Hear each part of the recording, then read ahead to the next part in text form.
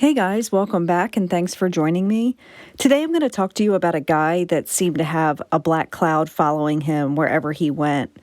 Everyone has rough times, but this guy just couldn't escape tragedy. Shortly after each event, he received a large insurance check, and people start to wonder, was he the cause of these horrific events? Here we go. This is the case of Karl Karlsen. In 1991, Karl Karlsen lived with his wife, Christina, and their three young children. The children's names were Aaron, Levi, and Katie. They were a happy family and lived in Northern California in a country area. They hadn't always lived there, though. They had lived in New York, and Christina's father told Karl if he ever wanted a job working for him, all he'd have to do would be to pack his family up and move across the country to California, and that's where Christina is from and the rest of her family still live. So one day he decides the family is going to do just that. They'd move to California. Christina would be closer to her family and they could raise the children there. They bought an older house and Christina redid the whole house. She's sewing curtains, she's painting. The house is older and it's going to take a lot of work, but she did a great job with it. Now in 1991, their house catches on fire while everyone is home. It was the middle of the day. This would be a huge fire. There were 3 different fire departments that arrived at the scene, and they said the entire house was engulfed with flames. They were told there was a woman inside the house. The husband, Karl, and his 3 children, Aaron, Levi, and Katie, were outside and made it out okay. But the firefighters know this is a rescue call. There is still someone in that house, and they need to get her out before she dies. The fire chief makes a very difficult decision, one that's going to haunt him for the rest of his life. He decides that it's too dangerous for him or any of the firefighters to enter the house. I can't imagine having to be the one to make that call. He decides no one is going back in that house. So their next move was called Surround and Drown. It's when they just begin soaking the house with water in hopes the fire will go out and whoever is in there has a chance to get out before they die of smoke inhalation or burn to death. After the fire is put out, they carefully enter, and he hears one say, "I found her." Christina was 30 years old, a beautiful and caring wife and mother. Everyone described her as a wonderful person and friend, and they all said how she was really tiny. She was only 4 foot 11 inches tall. It was a major blow to her family, and everyone is devastated. Her husband, Karl, and 3 young children had escaped and were being treated in an ambulance. The children tell the paramedics their dad had saved them. They also said they were sad because their Christmas presents had burned and their mommy went to heaven. The paramedics said the children seemed to be in shock and were giving really short answers. Everyone is praising Karl for his heroic efforts of getting the children out of the house safely. Even if he couldn't save his wife, he managed to save the children, and the situation could have been a lot worse. Karl gives his version of events. He says the day the fire happened, Christina was taking a bath. The 3 children were taking naps. He was in the garage working on a motor, and he hears someone yell, "Karl, get the kids." He comes out of the garage and sees smoke coming out from under a door. He runs over to Levi's window. He breaks the window and immediately feels heat coming out.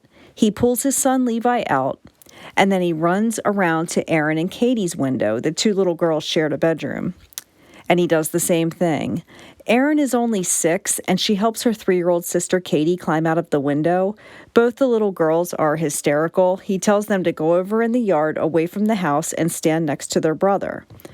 Christina is still trapped in the bathroom where she was bathing. Now, Karl can't get her out of the house because their bathroom window was boarded up and the fire is coming from right outside the bathroom door. Karl says he heard nothing coming from the bathroom, no screams, no banging. She was already dead.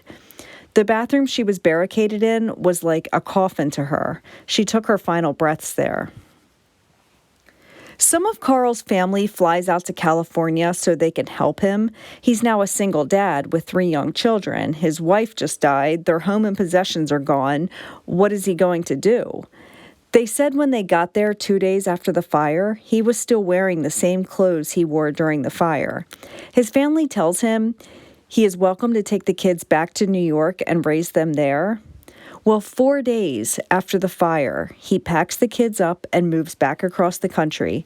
Well, this would devastate Christina's family. All they have left from their sister are those 3 little kids, and now they're moving to upstate New York.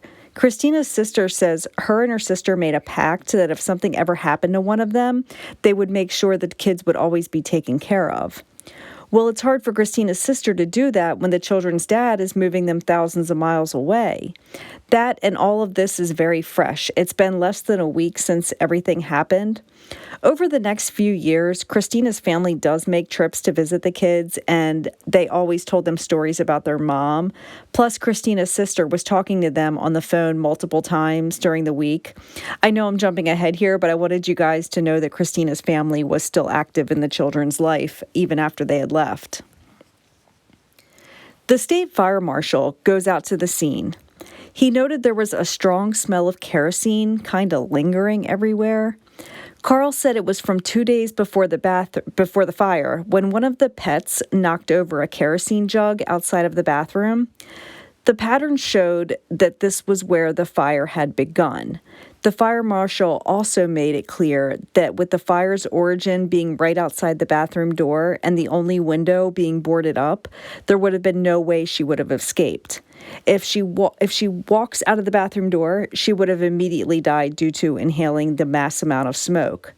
One thing the fire marshal questioned was that Karl made strong efforts to get his children out of the house, obviously. He had a garage right there, though. He could have walked over and got a hammer or anything, really, and tried to break down the board on the bathroom window. They bring this up to law enforcement, but the district attorney states that there's not enough evidence that it was anything more than just a very tragic accident. There's no proof of any wrongdoing. A pet knocked over a kerosene can, and a day or two later, the house catches fire is pretty much the whole story. Where Karl is in New York is very upstate. It's kind of like farmland with lots of fields and cows and so on. He's trying to restart his life as a single dad of a son and 2 daughters. His family lived close by, so they were always looking out for him and helping with the 3 kids. He was kind of lost during this time and said he wasn't a mom and didn't know how to do mom-type things. He was confused about setting them up in school. He had to schedule their doctor's visits. These were things that his wife always took care of for him. In 1992, this is 1 year after the fire, he meets a lady named Cindy at a bar.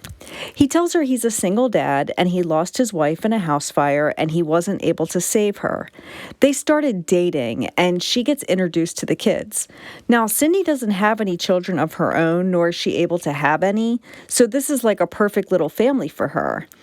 Her and Karl get married in 1993. They move into a large farmhouse, and then Cindy gets news that she's pregnant.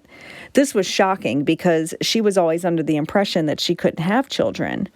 Her and Karl have a little boy named Alex. So now they've got Levi, Aaron, Katie, and Alex. The 4 kids are very close, especially Alex and Levi, because they're the 2 boys in the family. The family owns these Belgian draft horses on their farm. They're these huge horses, and some of them are like the biggest in the world. They remind you of Clydesdales. They're really expensive, and they need a lot of care. I looked up some pics of them, and they really are gorgeous creatures. Some years pass, and Levi is now a teenager, and he's struggling. He's failing school and he's acting out. Karl was hard on Levi, much harder than the others. Him and Karl didn't get along at all. It's later revealed that Karl was abusive to Levi and would often strike him. When Levi turns 17, he decides he wants out of that house and he leaves. He kind of just stayed with different family members. He didn't have a job or any real work experience, so he's a broke 17-year-old just trying to survive. In 2002, this is 11 years after the fire, Karl has his next major event. Their family barn catches on fire. It's the dead middle of the night. This was another big fire. The barn is fully engulfed by the time the firefighters got there, which really sounds familiar. Karl is yelling that his horses are inside. Remember, these aren't your average horses. These are Belgian draft horses, very prized, expensive, and large horses. I'm not saying one horse is more important than another horse, but just for the context of the story, I want to make it clear these horses were valued at a lot of money. A few days after the fire, the barn gets leveled. The horses needed to be pulled out by a machine because they were so heavy. They get buried, and Karl is upset but not overcome with emotion. He knows this is just another event that happened and he'll have to deal with it. Karl says he always left a radio on for the horses, and he believed a spark from the radio caused the fire. The fire marshal decides the fire was an accident, so no one questioned it. Although it seemed pretty strange that this was the second fatal fire that happened when Karl was present. One person that believed the fire wasn't intentionally set was Levi, Karl's son. He even came over one day and made a comment to his dad about it, and his dad flipped out on him. The two end up getting into a fist fight. Levi leaves, and he says he's done with his dad for a while.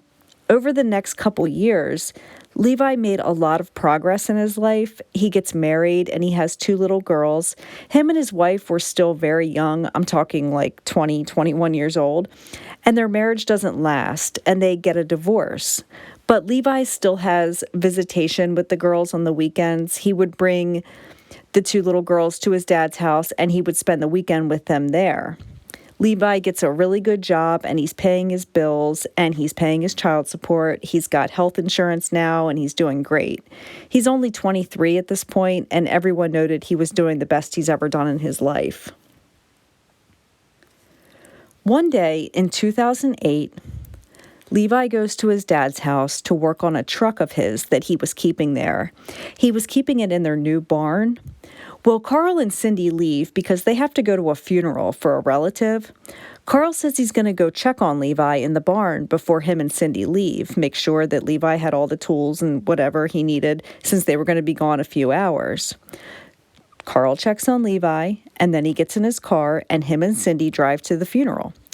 They get home a few hours later, and Levi's car is still sitting out front. They thought he would have been long gone by then. Karl goes into the barn to check on him and comes screaming outside for Cindy to call 911. Levi is trapped underneath the truck. He had been that way for quite some time, and he wasn't breathing. Levi died at 23 years old. He left behind 2 little daughters. This was 17 years after his mother, Christina, died in that horrible house fire. This is hard for me to talk about. Karl is distraught, and he's throwing himself against a wall. He's clawing at himself. But I won't compare my situation to Karl's because in the end, it wasn't true grief that Karl was experiencing, and you'll see why in just a little bit. Cindy and Karl's brother Mike are starting to think quietly to themselves, why is bad luck following this guy around? Why has he suffered so many tragic events? Cindy discovers that 17 days before Levi died under that truck, Levi had taken out a life insurance policy for himself. He stated he wanted to be sure that if anything happened to him, his girls would be taken care of. It's a pretty responsible thing for him to do at 23 years old. His dad tells him that the money wouldn't be able to go to his daughters because they're like 3 and 4 years old. He says, look, just make me the beneficiary. I'll make sure the money gets dispersed to the 2 girls if anything should happen to you. Karl collected $700,000 for his son's life insurance.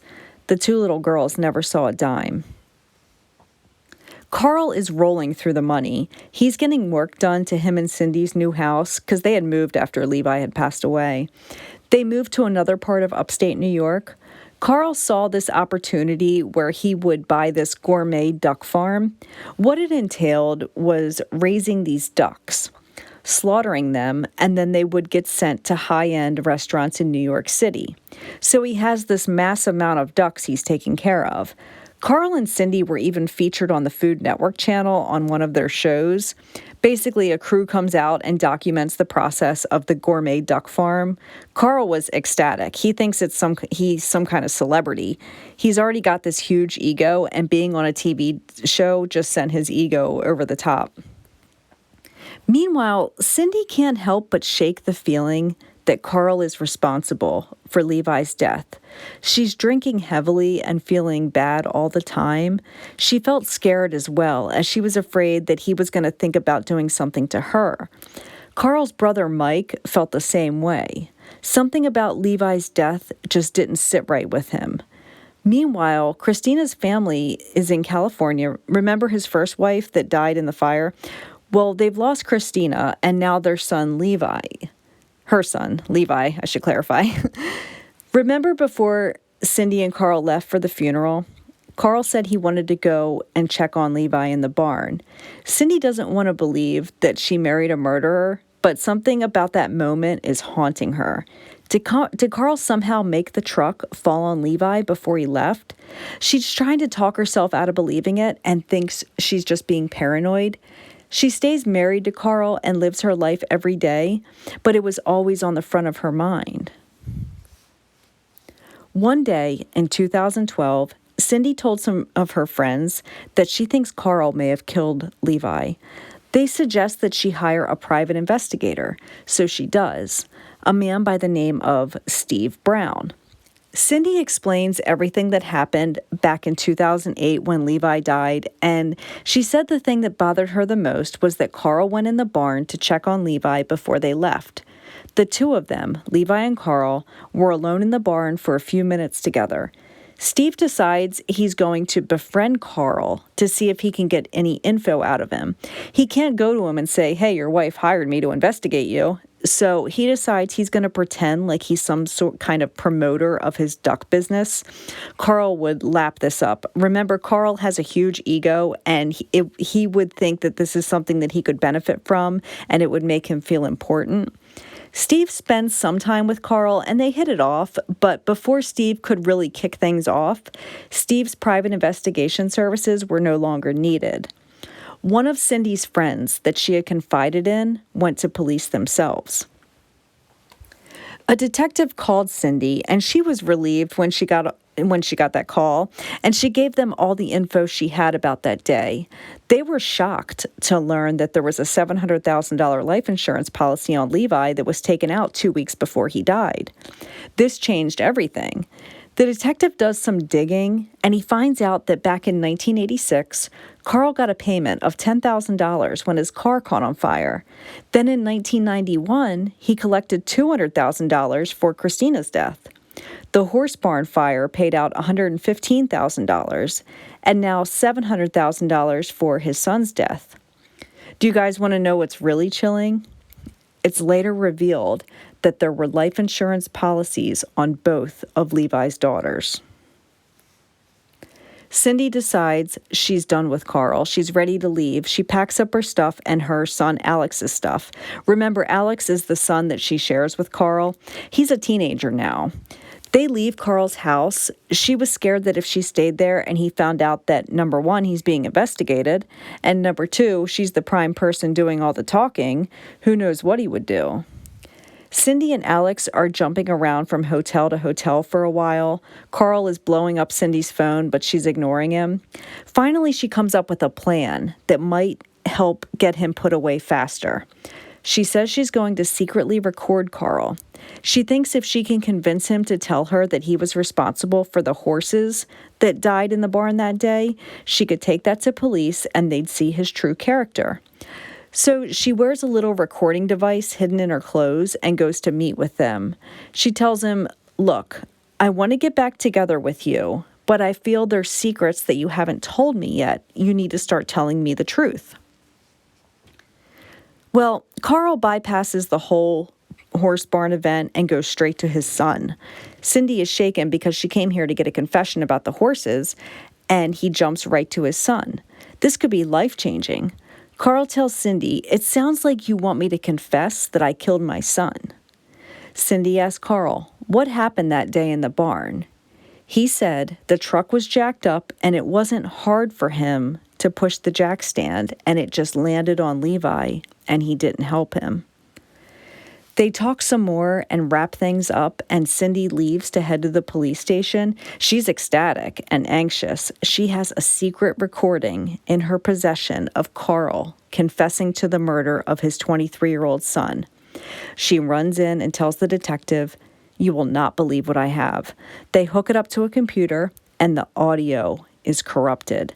She's devastated. She tells him she had a full confession right there. It wasn't able to be recovered.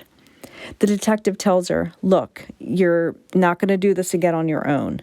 Just meet him in a public diner, wear a wire. I'll have 4 of my deputies sitting in there undercover as patrons of this restaurant. See if you can get him to say it again. Having an audio recording of a confession is a murder charge. Karl and Cindy meet at a restaurant. She tells him she's still considering getting back together with him. She says, remember what you told me the other day about how you made the truck fall on Levi? Karl says, wait, this sounds like a setup, which she's absolutely correct. She says, look, check my purse for a listening device. You won't find anything. Whatever she said worked because she got Karl back on the subject. She said, remember when you said you made the truck fall on Levi? Karl is playing dumb. He's like, I didn't say that like that exactly. She said, yes, you did. Karl says he didn't push the truck, but he saw the truck fall on him and didn't do anything about it. That wouldn't be murder. That's just being an asshole at that point, which doesn't carry a murder charge. She's not able to get a confession out of him for a second time. The detective replays the audio over and over again and thinks he finally understands Karl. He says Karl doesn't think the way you and I do. This detective decides it's okay to bring Karl in for questioning. He has a game plan of how he's going to handle this and see if he can get Karl to confess. Karl is brought into the station. Now, if he chose not to speak or if he asked for a lawyer, this would change everything and they'll miss their shot. But Karl talks. In fact, he doesn't shut up. He's just rambling. He's going on about how hard his job is and how he used to transport nuclear weapons for the Air Force. I listened to a lot of the interrogation recordings, and I'm telling you guys, this detective questioning him was one of the best I've ever seen. I've listened to hundreds of hours of interrogations over the years, and this was great. He used different tactics and was able to get Karl to crack eventually, but it would take almost all day sitting in a room alone with him. One thing is for sure, Karl loved to talk about himself. He's telling the detective the same thing he told police 4 years prior. He came home from the funeral, walked into the barn, and there was Levi with a truck crushing him. He instructed Cindy to call 911. The paramedics come and he is declared dead, case closed. He's not cracking. Karl then yells out, I didn't kill my son for money. The detective looks at him and says, who said anything about money? The detective changes up his interrogation tactics because Karl is just getting angrier and angrier. He decides the easiest way to get the ball rolling was to boost Karl's ego. That's his favorite thing, to talk about how wonderful and interesting he is. Most detectives would use a strategy towards empathy or compassion, but Karl didn't have any of those things. A typical compassion strategy would be something like, don't you want your son to rest in peace? Don't you want to put this behind you? Again, Karl didn't have anything to play on except his ego. The detective tells him, look, I know you were in the Air Force when you were younger. I know you've been trained to make a lot of life or death decisions on the spot. I think you saw an opportunity to make a decision about death and you hit the switch. You knew that you could make that truck fall on your son, and that's what you did. You did what you were trained to do. The detective doesn't believe that, but he's just saying whatever he has to say. Karl disagreed. And the detective and Karl start arguing. The detective decides now is the time to lay into him. He begins yelling, I know what you did. You knew you could make that truck fall on your son, and that's what you did. You saw him get crushed. You saw him laying there gasping for help, and you didn't help him. He yells, I know you did that before you left for the funeral, and when you got back, you knew you would find him dead, and then it's showtime. Time to be an actor. It's time to put on a show for everyone as a grieving father. Karl and the detective begin arguing. The detective knows it's time to reel it back in, time for the ego strategy again. Karl loved being the center of attention, and they had to give him what he wanted.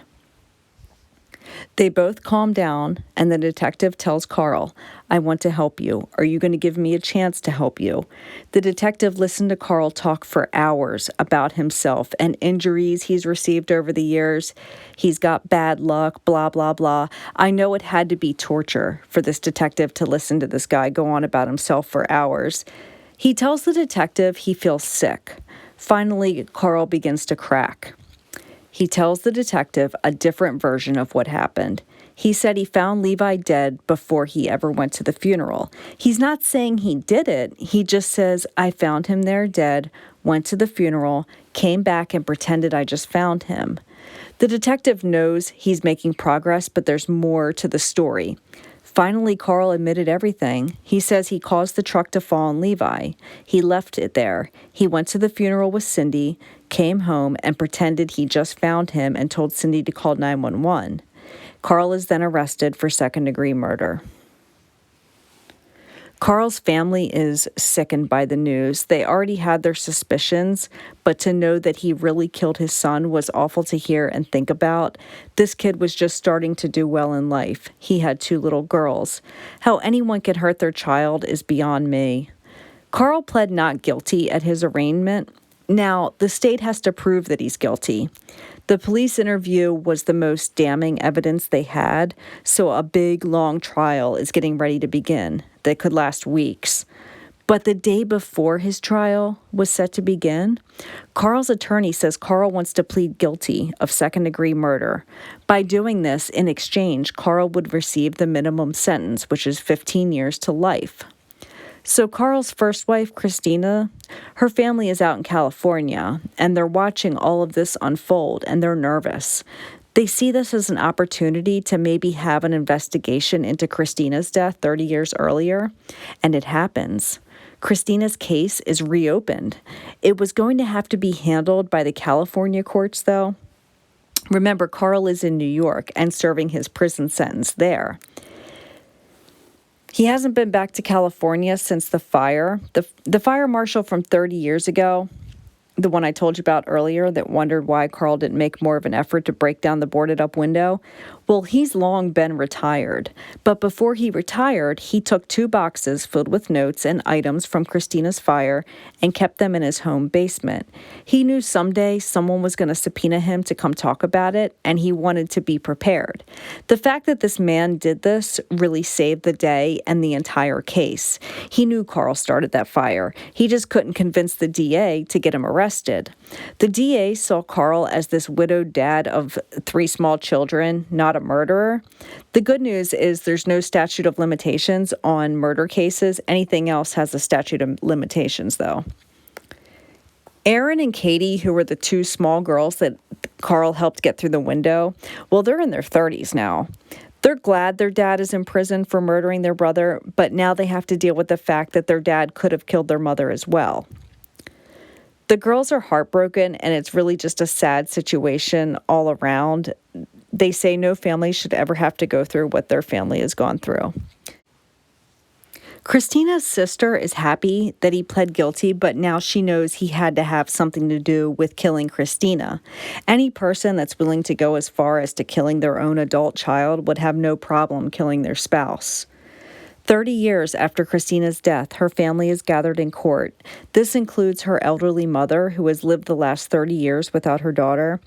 Karl is shackled and put on a plane and flown to California, where he would be tried for the murder of his wife in 1991.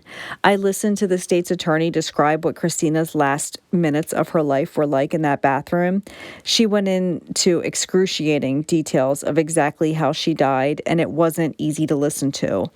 She said Christina was alone, naked, and clutching a wash rag to her face to stop the smoke from getting to her lungs.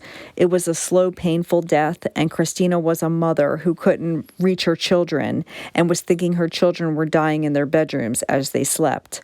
Karl set the fire outside the bathroom door, and then everything happened exactly how I described to you in the beginning of this story. 17 years later, he killed his son. In between those 2 deaths, he killed his horses. That detective that we all really liked that interrogated Karl about his son's death, well, the prosecution flies him out to California to take the stand as a way to say, look, he admitted to me that he killed his son. He's got to be 100% guilty in this case as well. It's called a pattern case. One thing we didn't know about Levi's case that doesn't come out until later, Karl admitted that Levi was still alive when he left to go to the funeral. Levi died a slow, painful death, just like his mother. Karl knew that if he left him there, he would be dead by the time he got back. A lot of things come out in court about Christina's death. Her sister took the stand and said that the board on the window wasn't there when she visited her sister a couple weeks prior. Karl says he couldn't break down the board because he had extensive injuries from breaking the windows to get his kids out.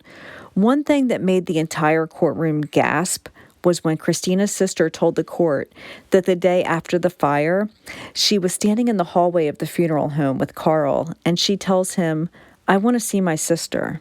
I want to say goodbye to her. Karl says, no, you can't see her. She asks why, and he looks at her, and he says, because your sister is a crispy critter. She also talked about how he moved away with the kids 4 days after Christina's death. On March 17, 2020, Karl was found guilty by a jury of first-degree murder of Christina. He was sentenced to life in prison without parole. He still says to this day that he is innocent. Hopefully now, both mother and son can rest in peace. That's it for today. Rest in peace to Christina and Levi, as well as the 3 Belgian horses. Take care, and much love to you all.